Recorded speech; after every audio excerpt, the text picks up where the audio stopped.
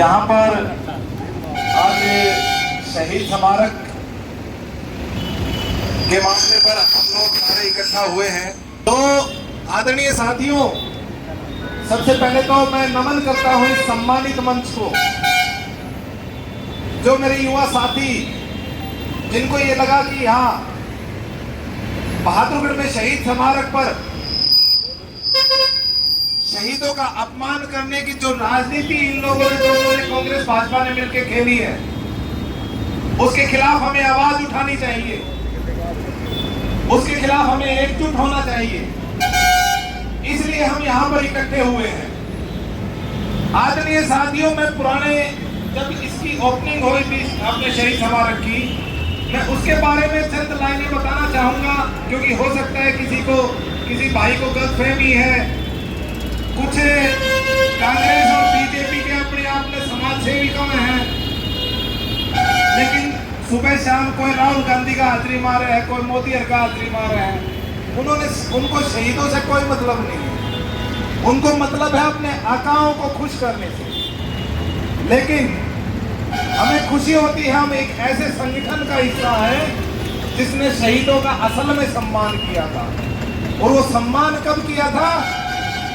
अब याद कीजिए, जब मई 1999 से लेकर जुलाई 1999 तक कारगिल वार हुआ था, और उस कारगिल वार में 527 युवा इस देश के शहीद हुए थे।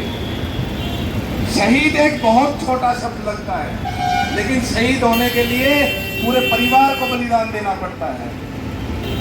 बच्चों का बाप चला जाता है, माँ का बेटा चला जाता है, बाप का बुढ़ापे का सहारा चला जाता है। और उनको सम्मान देने के लिए जो आदरणीय चौटाला साहब ने यहाँ पर शहीद स्मारक सन 2000 में बनाया था, उस टाइम नफे सिंह जी यहाँ विधायक हुआ करते, उन्होंने इकट्ठा यहाँ आकर सारे झज्जर के शहीद जितने हुए थे उनके नाम अंकित यहाँ पर किए थे। और इन कांग्रेसी भाजपा के बहरूपियों ने क्या किया? उन लोगों ने यहाँ जो शहीदों के नाम यहाँ अंकित किए गए थे, न केवल उन पत्थरों को उखाड़ा, न केवल उनके नामों को मिटाया, बल्कि अलग से भ्रष्टाचार किया, वो अलग। इन लोगों को शर्म आनी चाहिए। मेरे पास कल 2 पार्षदों का फोन आया कि भाई आप आवाज उठा रहे हो, वहां पे आपने युवा इंडियन नेशनल लोकदल का नाम लिया, वरना हम जरूर आते। मैं ऐसे साथियों को कहना चाहता हूं, अरे तुम्हारे में हिम्मत होनी चाहिए भ्रष्टाचार के खिलाफ बोलने की। युवा इंडियन नेशनल लोकदल, आप किसी का भी नाम लेके भ्रष्टाचार के खिलाफ आवाज उठाओगे, वहां पे आएगी। उन लोगों का मकसद भ्रष्टाचार के खिलाफ आवाज उठाना नहीं, वो तो मिले हुए इस गठबंधन में, वो लोग शामिल है ऐसे गलत कामों में।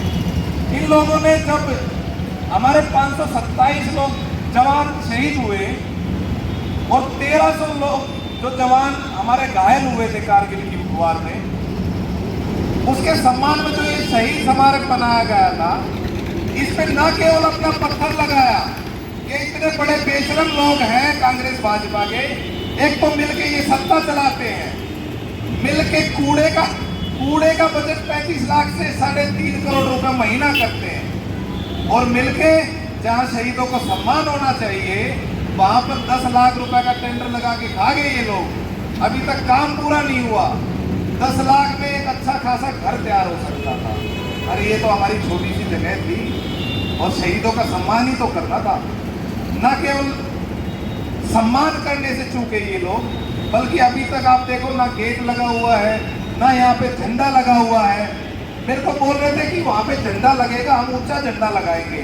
मैंने पूछ लिया, मगर अरे तुम ऊंचा झंडा लगाओगे तो ये तो बता दो वो कितने साल में बन के आएगा? 2018 से लेकर 2021 तक 3 साल हो चुके हैं। क्या 3 साल में कांग्रेस भाजपा मिलके भी वो झंडा नहीं ला पाई? तो इसका मतलब आप समझ सकते हो इन लोगों को कितना सोच है देश के सम्मान की, इन लोगों को ये लोग कितना सोचते हैं सैनिकों के सम्मान का। मैं तो यही कहना चाहूँगा, आप सम्मानित मंच बैठा है, इंडियन नेशनल लोकदल बैठी है, युवा इनेलो बैठी है, और सभी शहर के गणमान्य व्यक्ति भी बैठे हैं। मुझे खुशी है इस बात की, नेशनल लोकदल और पूरी युवा इकाई, आप इजाजत दो मुझे इस बात की, हाथ उठा के आप समर्थन करोगे?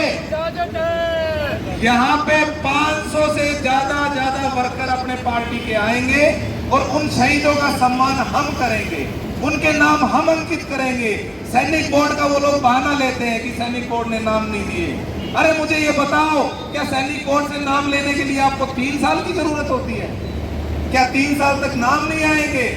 अरे बेशर्मो, तुम 5 साल नगर परिषद में रहे, तुमने मिलकर सत्ता चलाई, लेकिन उसके बावजूद सैनिकों के नाम नहीं ले पाए।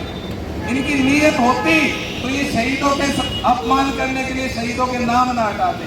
इनकी काम करने की अगर नीयत होती, बगैर उद्घाटन के अपना नाम यहाँ पे अंकित नहीं करते। इनकी काम करने की नीयत नहीं है, इनकी नीयत है चोर और चोर मुसेरे भाई। इनकी नीयत है मिल के लूट के खाने की बहादुरी को। लेकिन इंडियन नेशनल लोकदल साथियों ऐसा होने नहीं देगी। जब आप जैसे साथी बगैर आवाज दिए, बगैर फोन किए, एक सिर्फ मैसेज पे इकट्ठा होकर यहाँ शहीदों का सम्मान करने के लिए आ सकते हो, तो हम फक्र से कह सकते हैं कि वो दिन दूर नहीं जब 26 जुलाई आएगी, वो दिन दूर नहीं जब इंडियन नेशनल लोकदल उन सैनिकों का सम्मान करेगी।